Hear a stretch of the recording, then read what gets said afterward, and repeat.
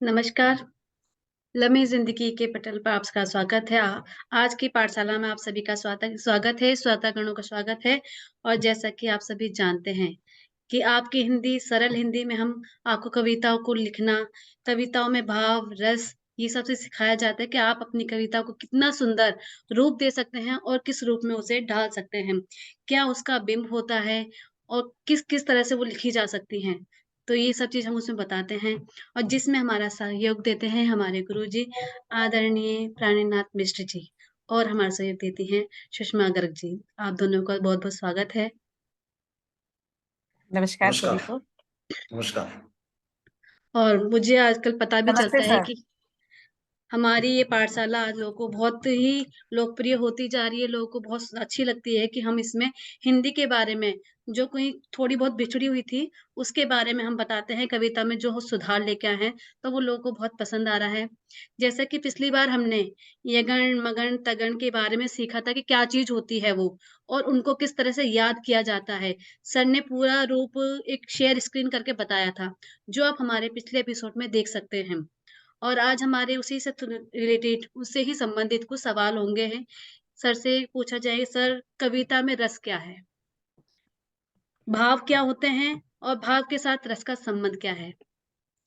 Sir स्वागत है आज की पाठशाला में। आपकी हिंदी सरल हिंदी। नमस्कार। नमस्कार सभी को और सभी श्रोतागणों को और सभी दर्शकों को सादर नमस्कार जी। तो सर कविता में सर रस क्या है सर? देखिए, रस रस जैसे नाम से ही पता चलता है, रस एक अच्छा लगता है कि कोई अच्छी चीज रसीली है। आम का नाम है रसाल, यानी रस से भरा हुआ, सबसे प्यारा और मीठा और सबसे अच्छा लगने वाला फल जो आत्मा को आनंदित कर दे, वही रस है। अब आप कहेंगे कि देखिए, आत्मा को आनंदित करने वाला रस क्या हो सकता है?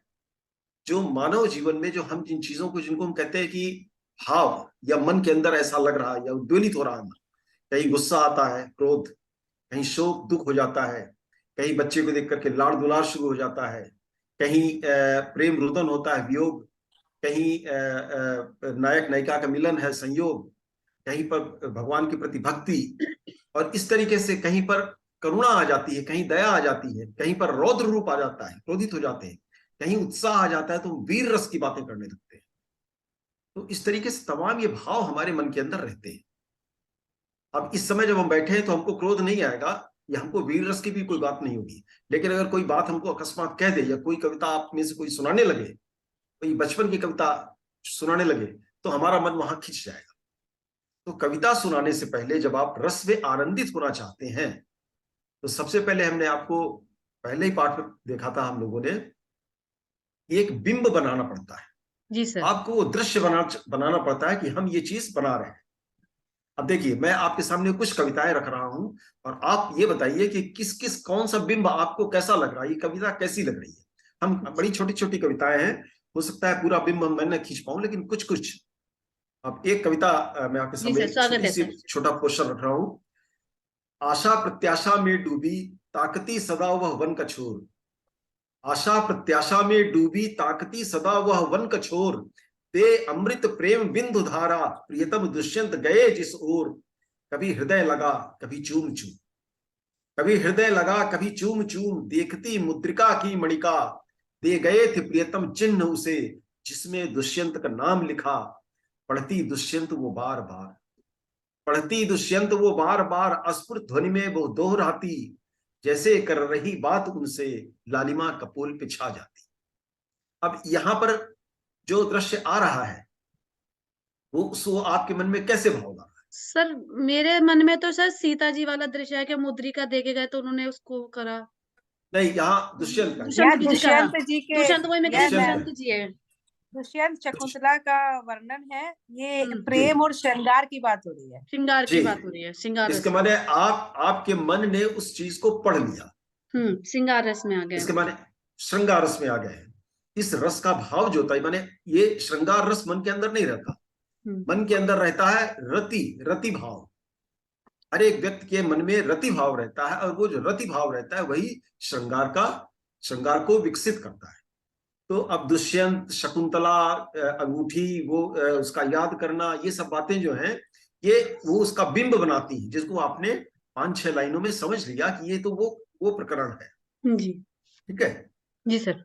अब दूसरी कविता सुनिए, छोटी सी।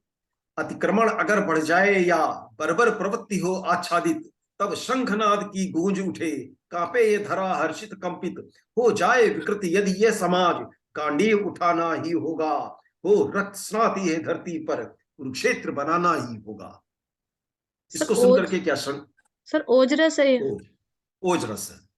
ओज रस से यहाँ पर आपको एक उत्साह आ रहा है। उत्साह उत्साह आ रहा है कि हमें ये चीज करनी ही होगी, हमें आगे जी। बढ़ना ही होगा, हमें तो धनुष उठा के अपने लक्ष्य को साधना ही है। आप देखिए वीरता का 4-4 भाव आ लाइन। रहा है। हाँ जी, वीरता का भाव आ रहा है। जी। ठीक है। तो ये यहाँ पर आपको एक भाव, एक नया भाव मन के अंदर जगा, जो श्रृंगार से बिल्कुल अलग है। हाँ जी। विचार इसमें आपको बिंब बना। फिर वैसे ही देखिए, फिर गूंज उठा स्वर अकस्मात, साम्राज्यवाद हे मुर्दाबाद, अंग्रेजों पीछे लौटो तुम, होगा इनकिलाब जिंदाबाद, गुंजित हो उठा था कारागार, हुंकार उठा था भगत सिंह, प्रतिध्वनित हो गई दीवारें, अधिकारे सारी हुए दंग, इस काल कोठरी से फिर तो जय घोष हुआ भारत माँ का, धरती हर्षित हो डोल उठी और झूम उठा दिल आसमां का। ये भी उत्साह। भगत सिंह ने जोर से हुंकार दिया, जय भारत माँ की, ये उसको हुंकार चारों तरफ से आने लगी। ठीक है। तो ये भगत सिंह का उत्साह। रौद्र भी तो दिख रहा है जी। इसमें, रौद्र भी कह सकते हैं, भगत सिंह का रौद्र भी आ रहा है थोड़ा सा। हाँ, रौद्र रस तो नहीं, रौद्र रस में नहीं आए हैं, वो उत्साह बढ़ा रहे हैं, वो गुस्से उत्साह में बढ़ा नहीं रहे हैं आए। अभी कि जितने सोए लोग हैं वो जग जाएं और आगे हाँ, गुस्से में नहीं आ रहे हैं। गुस्से का हम बताते हैं आपको। देखिए, सुनकर पांचाली की बात विस्फारित हो उठा कृष्ण आनंद, सुनकर बात पांचाली की विस्फारित हो उठा कृष्ण आनंद, काली सी पिपासा जाग उठी, काली सी पिपासा जाग उठी चहुओर कृष्ण की आधी रात। मैंने जब ये चीज हो गया, कृष्ण विस्फारित हो गए, गुस्से में आ गए, तब वो कहेंगे। और ये तो आप ही की लिखी हुई पंक्तियां हैं। हाँ, मेरी लिखी है, मेरी लिखी है। मैंने इसमें कई जगह पे लिखा है। काम्यक वन में कृष्ण की है ना। काम्यक वन, जी हाँ जी हाँ। जी, काम्यक वन में कृष्ण। तो वो जब कृष्ण का जब गुस्सा होकर के वो जब रौद्र रूप ले लेते हैं, वो रौद्र रूप है, वो भयानक रस है, मैंने भयानक लग रहा है देखने में। और यहां पर ये हुंकार दे रही है, कह रहे भारत माता की जय। इन्होंने कहीं पर अपना रौद्र रूप नहीं दिखाया। रौद्र रूप तो जो तांडव जैसा होता है बिल्कुल। अब हम ये जैसे क्या कहते हैं, इसमें आता है, कहीं कहीं भी दिखाया इन्होंने, दिनकर जी ने कुरुक्षेत्र नामक एक जो कविता लिखी है, उसमें उन्होंने दिखाया है। तो उसमें रौद्र रूप, वो रौद्र रूप है उसमें। जी, उसमें रौद्र रूप है। मैं आऊंगा, जब उसमें आऊंगा तो आपके सामने रूप हाँ लेकर हाँ, के आऊंगा। दुर्योधन बांध मुझे, वो वाली है हाँ ना। हाँ हाँ हाँ हाँ हाँ, दुर्योधन आ दुर्योधन बांध मुझे, तो वो रौद्र रूप है। सुनकर पांचाली की बात विस्फोरित हो गया कृष्णगात, काली सी पिपासा जाग उठी, चहुओर कृष्ण सी आधी रात। ये इस तरीके से हमने लिखा था, पूरा तो याद नहीं हमको आ रहा है। और अभी तो ये आपने देखा, अपने आप आपने कह दिया कि ये रौद्र रूप है। ठीक है। अभी देखिए अगला अगला एक अगली एक छोटी सी कविता। इतना कुछ तो है पास मेरे, इतना कुछ तो है पास मेरे, लेकिन वे स्नेहिल शब्द नहीं, कुछ खा ले, कुछ तो खा ले, क्यों भाग रहा, कोई चला न जाएगा तो कहीं, तो कौर खिला देती तुम जो, रोटी अमृत सा खा जाता, माँ तुम होती जो आसपास, माँ तुम वात्सल्य होती जो रस। आसपास। वात्सल्य रस। वात्सल्य। ये मेरी एक कविता का एक अंश है। मैं हाँ आज जी। इतनी कविताएं दे रहा हूं कि मैंने रस कहाँ कहाँ पे। अच्छा, तो देखिए इसको भी आपने पकड़ लिया, क्योंकि अभी न श्रृंगार है न रौद्र है। अब एक नया रस देखिए। विद्या देवी वीणा पाणी तुमको प्रणाम, तुमको प्रणाम, विद्या देवी वीणा पाणी तुमको प्रणाम, तुमको प्रणाम, हे हंस युक्त रथ आरूढ़ा, हो आविर्भूता धरा धाम, दो ज्ञान हमें स्वर की धारा, संगीत सुरों की कविता दो, झनकृत हो कंठ में वीणा स्वर, गुरुमय शब्दों की सरिता दो, चंदन सी सुगंधित भाषा दो, कभी कृष्ण कहूं कभी कहूं राम, तुमको प्रणाम तुमको प्रणाम। ढाई भाव लिए भक्ति रस। भक्ति रस माने ये रस भी अंदर एक भाव में, एक मन के अंदर रहता है, ये भी एक भाव हो गया, भक्ति भाव, तो भक्ति रस। अब इसको देखिए, आकाश पे किसकी परछाई, मेघों पे चल रहा कौन सजल। आकाश पे किसकी परछाई, मेघों पे चल रहा कौन सजल। किसकी सुगंध वन वन फैली, किसका प्रदीप यह सूर्य विरल। किसकी परछाई दिशा दिशा, संध्या तारा में झलकती है। आलोक लुप्त कर रजनी में, किसकी परछाई दिखती। ये भी श्रृंगार है, प्रकृति का सौंदर्य है। प्रकृति का सौंदर्य, ये प्रकृति का सौंदर्य, ठीक है। ये जी इसको ये इसमें देखिए, न रौद्र है, न वात्सल्य है, नहीं कहीं कुछ है, न इसमें विस्मय है, न इसमें और मतलब ये प्रकृति का सौंदर्य दिखा दे रहा है। अब इसी प्रकृति का सौंदर्य भी, जिसको आपने कहा श्रृंगार रस है, इसमें आपको ईश्वर की भक्ति भी दिखाई देगी। अच्छा, तो वो इसीलिए किस तरह से? इसीलिए देखिए, इसमें ईश्वर के साथ जब भक्ति होती है, तो भक्ति को रामचंद्र शुक्ल जी ने कहा था कि जब श्रद्धा और प्रेम दोनों एक साथ आ जाते हैं तो भक्ति हो जाती है। जब प्रेम होता है किसी से, तो ये रहता है कि मैं ही प्रेम करूं और कोई ना करे। सर एक प्रश्न पूछूं आपसे। जी जैसे आपने यहाँ पर एक तो आपने हमें बताया रस के बारे में, जी। और एक बताया भाव के बारे में, तो ये दोनों अलग अलग है। हाँ, अभी एक दो कविता और लेकर के आप लोगों को देख लें कि आप लोग और क्या इसमें अपने आप बताती है, जी सर। तो फिर उसमें आगे बताते हैं। तो उस तरीके से जब श्रृंगार, तो एक पहले जो भरत मुनि थे, जिन्होंने रस वगैरह का प्रतिपादन किया है, भाषा इसकी परिभाषा दी है, उन्होंने कहा था उनके समय पे वात्सल्य रस और भक्ति रस नहीं था। भक्ति रस अच्छा। और वात्सल्य रस दोनों जोड़े गए हैं। उनके समय पे उन्होंने किस 9 रस बताए हैं, उसमें भक्ति रस नहीं था। वो कहते हैं भक्ति रस जो है वो रति भाव का ही एक एक्सटेंडेड रूप है, बढ़ा हुआ रूप है, और वात्सल्य भी रति भाव का ही बढ़ा हुआ रूप है। माँ का बच्चे के प्रति प्रेम, बड़ों का अनुजों के प्रति प्रेम, बच्चे का माँ के प्रति प्रेम, बेसिकली रति भाव है, एक प्रेम का भाव है। उसको आप स्नेह नाम दे दीजिए, वो बात दूसरी है। इसी तरीके जी, से आपने भक्ति जो पिछली है, बार भी बताया था, ये स्थाई भाव बताया था पिछली बार। जी स्थाई जी, भाव। तो इसमें भक्ति भी जो है, भगवान के प्रति प्रेम, वो भी एक भक्ति है। अब देखिए, अब कबीरदास जी कहते हैं कि राम मोर पियू मैं राम की बहुरिया, वो भक्ति है, लेकिन वहां पर उन्होंने श्रृंगार रूप दे दिया उसको। मेरे तो गिरिधर गोपाल दूसरों न कोई, यहाँ भक्ति है लेकिन इसको ये श्रृंगार है लेकिन भक्ति का रूप दे दिया है। तो लेकिन बाद में लोगों ने कहा कि नहीं, भक्ति को और वात्सल्य को एक अलग रस रखा जाए, और उसके हिसाब से उन्होंने उसको 2 रस का नाम दे दिया, भक्ति रस और वत्सल रस, भक्ति भाव और वत्सल अब जिस प्रकार सर हम, जैसे अब भगवान कृष्ण है जी, अब जैसे भगवान कृष्ण है, कृष्ण का सौंदर्य देख रहे हैं, कृष्ण के सौंदर्य का जब हम वर्णन कर रहे होते हैं, तो वो हमारे मन में तो भक्ति की भाव आते हैं। हाँ, उसको भक्ति के भाव बेशक हम एक श्रृंगार की बात कर रहे हैं, लेकिन है तो भक्ति भाव। देखिए, श्रृंगार का अगर सही रूप देखें, अच्छा रूप देखें, तो श्रृंगार आत्मा का रूप है। कृष्ण और राधा का जो श्रृंगार रूप है वो मिलन का है, वो आत्मा से आत्मा का मिलन का है।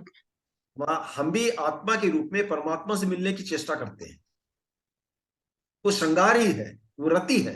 रति माने रत हो जाना, मिल जाना, वो रति है, वो मिल जाना, वो रति है। अब उसको एक अलग से दे दिया है, श्रृंगार का संयोग और वियोग वो अलग से दे दिया, क्योंकि भक्ति को थोड़ा अलग कर दिया है। अदरवाइज जो भरत मुनि थे, अब उन्होंने नाट्य शास्त्र की जो भी रस की जो परिभाषा लिखी, उसमें कहीं पर भी उन्होंने भक्ति और वात्सल्य नहीं लिखा। लेकिन अब चूंकि चीजें और बढ़ती रहती, इतना विशद साहित्य हो गया है, तो भक्ति साहित्य को एक अलग कर दिया और वत्सलता को एक अलग। सूरदास जी की जो कविताएं आई हैं, उनके जो पद आए हैं, उनसे बिल्कुल वात्सल्य रस बिल्कुल अलग हो गया, अलग हो गया।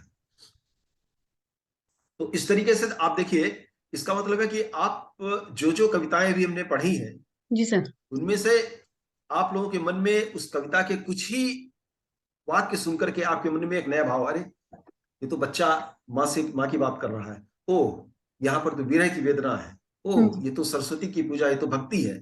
इसके माने ये जो भाव है, ये जो इमोशंस है, ये जो संवेदनाएं हैं, ये मन के अंदर सबके रहती है और ये स्थायी है। जब रौद्र रूप भगत सिंह की कविता सुना रहे थे, उस समय आपके मन में श्रृंगार बिल्कुल नहीं जगा। नहीं चला, वीरता या ओज। उस जी उस समय आपके मन में शांति या करुण रस की भावना बिल्कुल नहीं आई। नहीं जगी। उस समय आपके मन में एक भावना आई, वो वीर उत्साह की, ऐसा होना चाहिए। ठीक है, तो हम मन के भावों को जगाते हैं। तो जब भाव जो होते हैं वो मन में स्थायी होते हैं,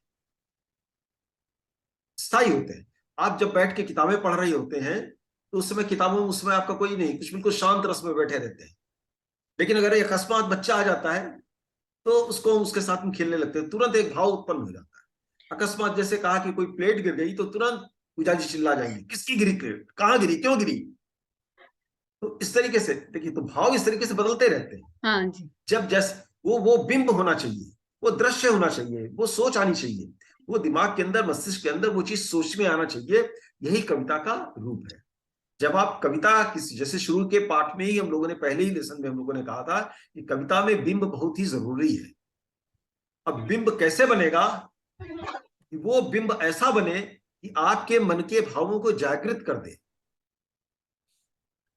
अब हम अगर दुष्यंत और शकुंतला ही सिर्फ बोलते तो मन के भाव उतना नहीं जगते जितना हम ये बोले हैं। एक मुद्रिका है, उसको देख रही है, उसको चूम रही है, बार बार याद कर रही है दुष्यंत को।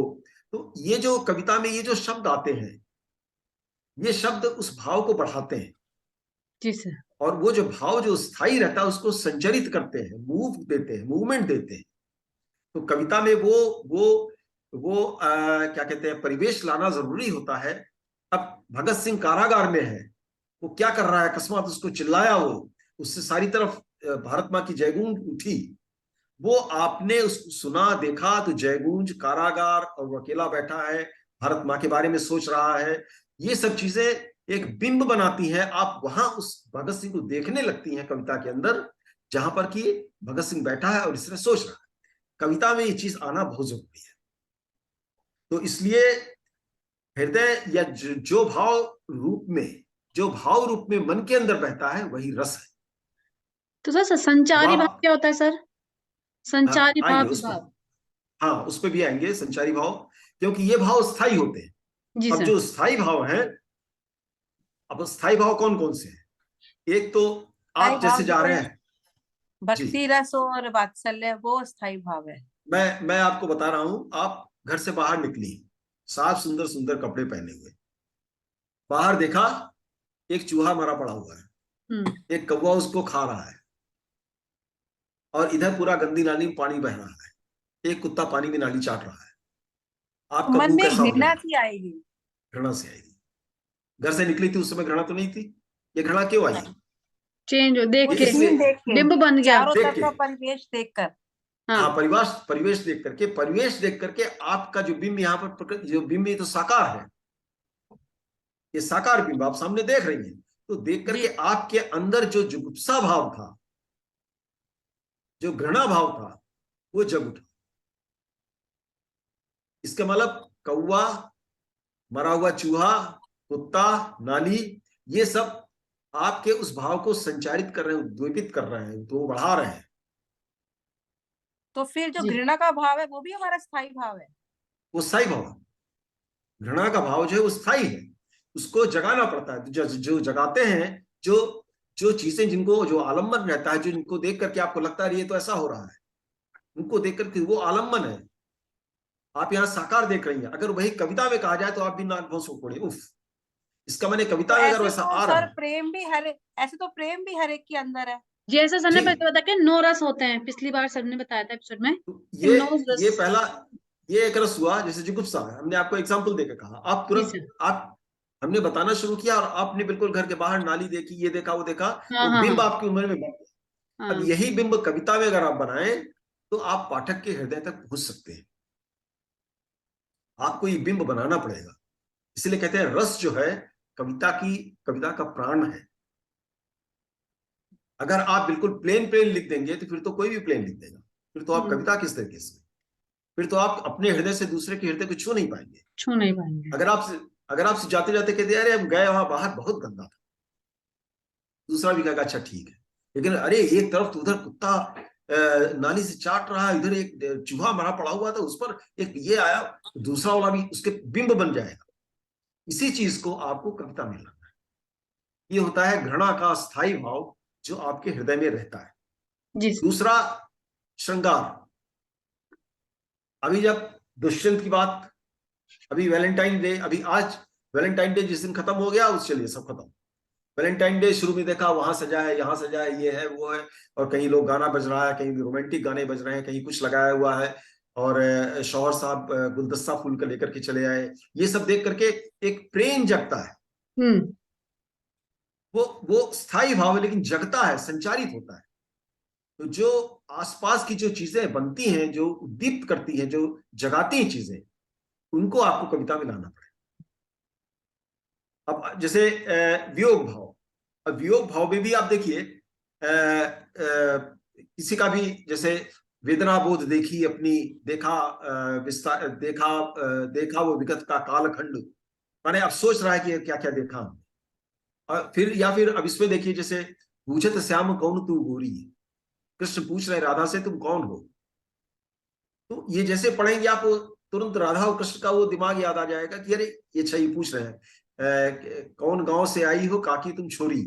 तो ये चीज जो है आपको तुरंत पता चल जाएगा क्या बातचीत हो रही है। एक आलम्बन, एक मन के अंदर दृश्य बन जाता है। तो आपके मन के जो वो कविता आपको छू जाएगी, इसका मतलब वो बिंब आपके मन के अंदर बन गया और आपका जो भाव था, जो श्रृंगार भाव था, वो जागृत हो गया।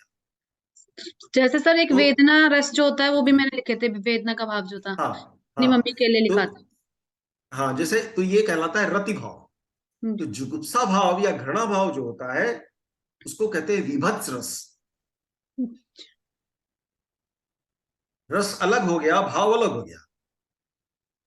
जो जुगुप्सा भाव है, घृणा भाव है, वो कहलाता है विभत्स रस। जो रति भाव है वो कहलाता है श्रृंगार रस। भाव रति है, सोया हुआ है, स्थायी है, लेकिन जब उसको उद्दीपित किया जाएगा, उसको जगाया जाएगा तो श्रृंगार रस कहते हैं। इसी लोग श्रृंगार रस की कविता कहते हैं। श्रृंगार रस की कितनी सुंदर कविता श्रृंगार रस की है, ये लोग बताते हैं। इसी तरीके से अगली कविता होती है जैसे शोक। शोक भाव मन के अंदर रहता है। शमशान में जाकर के आप कभी भी हास्य रस की कविता की सोच नहीं सकते, नहीं, रौद्र रूप कभी नहीं आएगा वहां पर। शोक आएगा, माँ रो रही है, बेटा चला गया है, या बाप के कंधे पर अर्थी रखी हुई है। वो जब दृश्य आपके सामने आएगा तो मन के अंदर एक पीड़ा आती है, मन के अंदर पीड़ा आती है। पापा सीने से उतारो मत, मम्मी सीने से उतारो मत, भाइयों को साथ लगाने दो, चल रही हूं मैं अकेले, भेड़ियों के बीच में चल रही अकेले, मुझको अकेले मत जाने दो। अब ये देखिए भय आया हुआ है एक बिटिया के उसमें, मैं बड़ी हो गई हूं, मुझको या तो सीने से लगाए रखो या पापा को साथ में जाने दो, अकेले मत मुझे भेजो। तो ये भयानक रस, ये भय यहां पर आया, ठीक है। तो जब भयानक रस है लेकिन भय जो है मन के अंदर रहता है। आपके पीछे ट्रक आया हुआ है, जब तक ट्रक दिखाई नहीं देता आपको डर नहीं लगता, लेकिन जैसे ही हॉर्न बजाया ओ बाबा भागते हैं।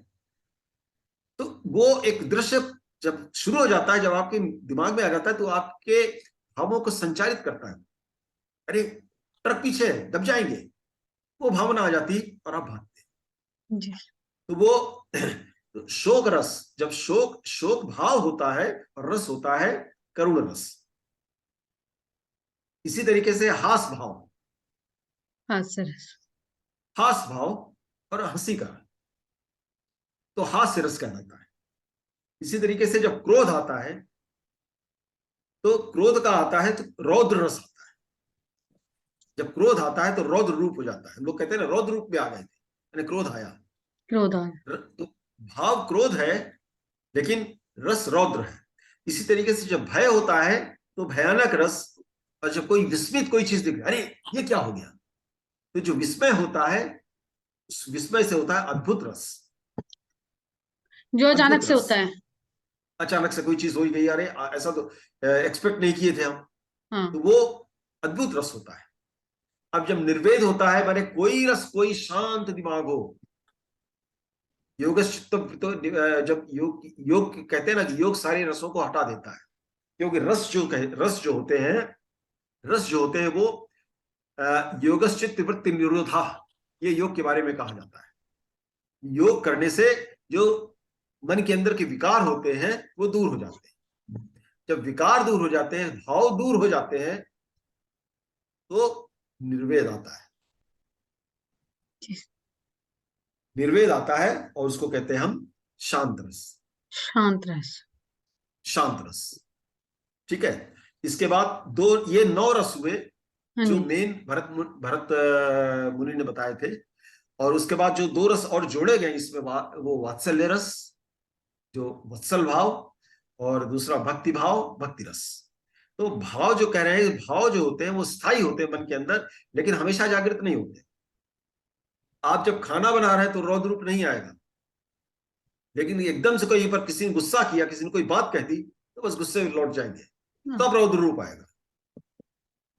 तो कोई भी चीज जब घटित होती है, उसी को तब आपका रूप बदलता है, तब भाव बदलते हैं, और वो आप उससे प्रतिक्रिया करते हैं, तो ये कहलाते हैं। वैसे कायदे से देखा जाए तो भाव जो है बेसिकली मूलतः रूप से ये मनोविकार है, मन के विकार।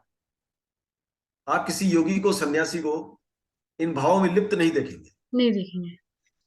ये एक माया है। तो माया को ही तो कविता प्रभावित करती है,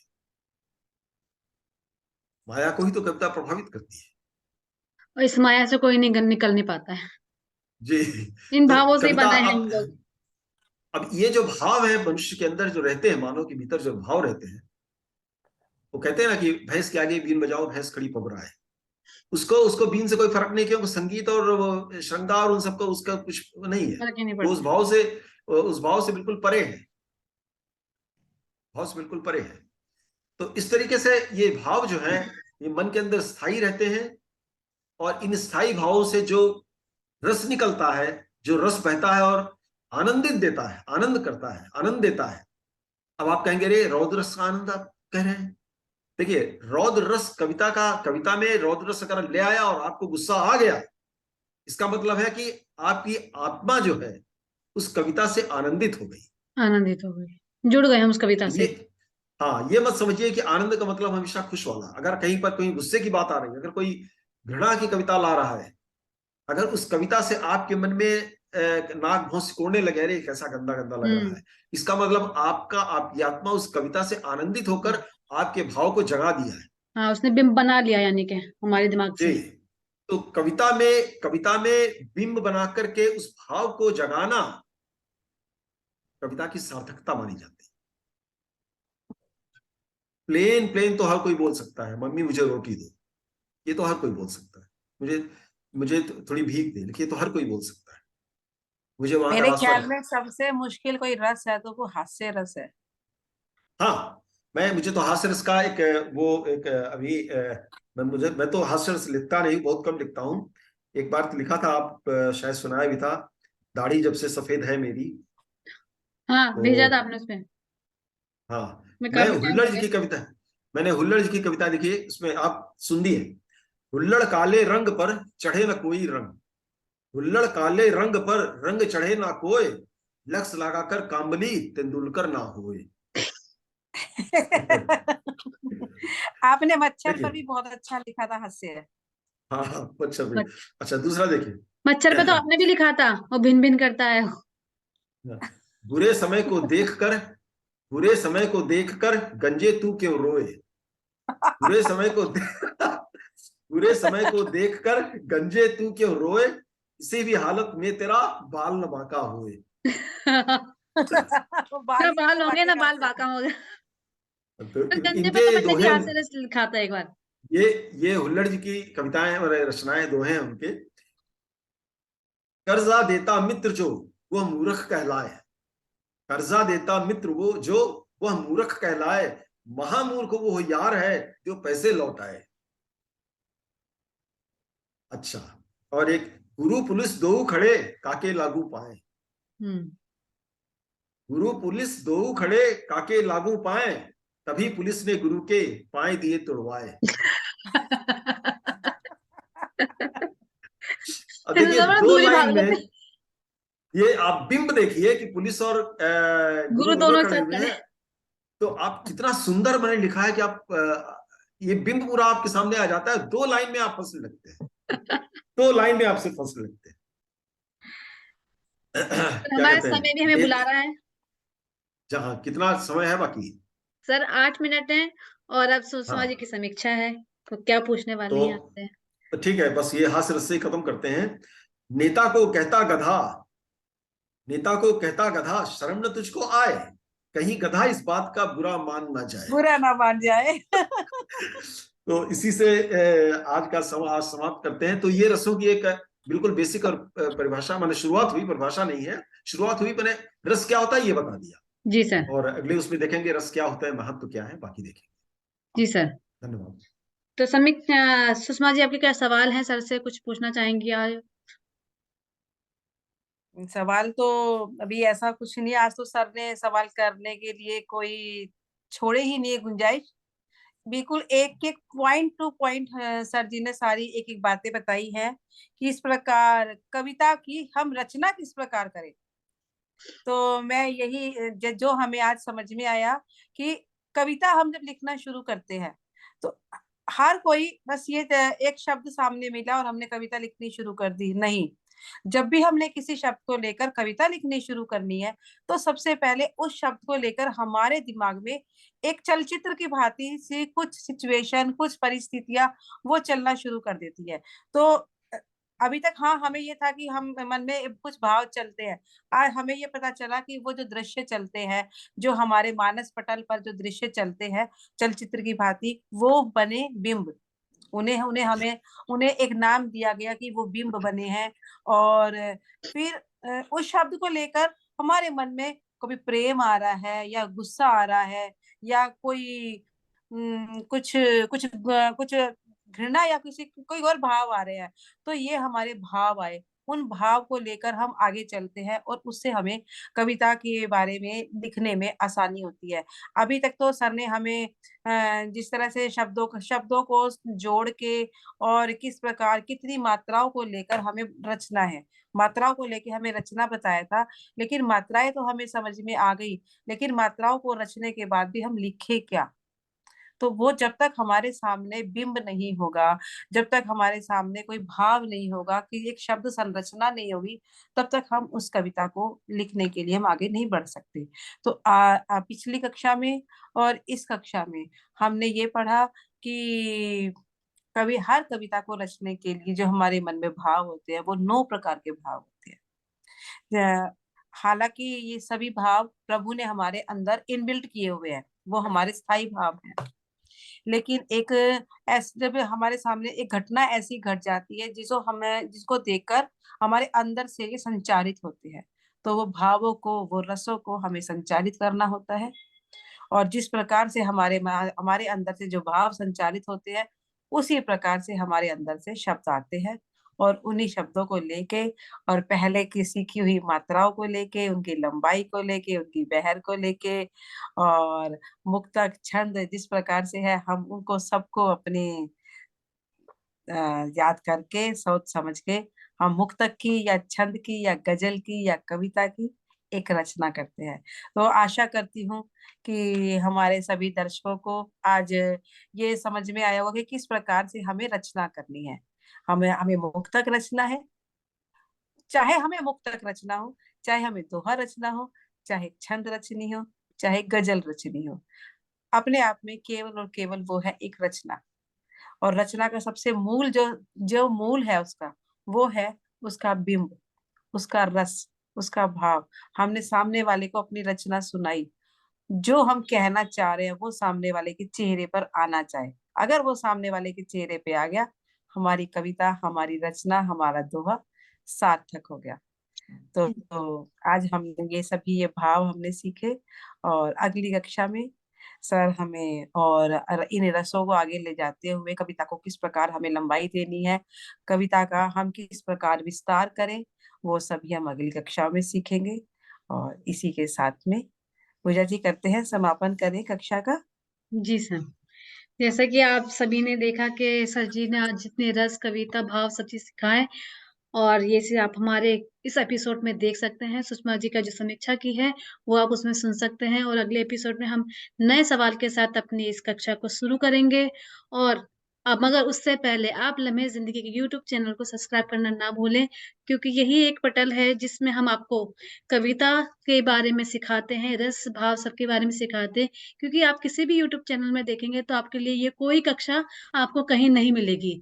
ये सिर्फ़ लम्हे ज़िंदगी पर उपलब्ध है, क्योंकि मैंने भी देखी थी कि कविता कैसे लिखी जाती है, मगर मुझे कहीं नहीं मिली, तो ये सिर्फ़ इसी पटल पर उपलब्ध है, तो इसे सब्सक्राइब करें और इसे आगे भी शेयर करें और हमारी कक्षा से जुड़े रहें। तब तक के लिए धन्यवाद। मिलेंगे एक नई कक्षा, नए सवालों के साथ। आपकी हिंदी, सरल हिंदी इसी कक्षा में लम्हे ज़िंदगी के पटल पर। और हमारे मिश्रा सर का बहुत बहुत धन्यवाद, पूजा जी का धन्यवाद और सभी दर्शकों का बहुत बहुत अभिनंदन, आभार, धन्यवाद, नमस्कार। धन्यवाद। धन्यवाद। नमस्कार। नमस्कार।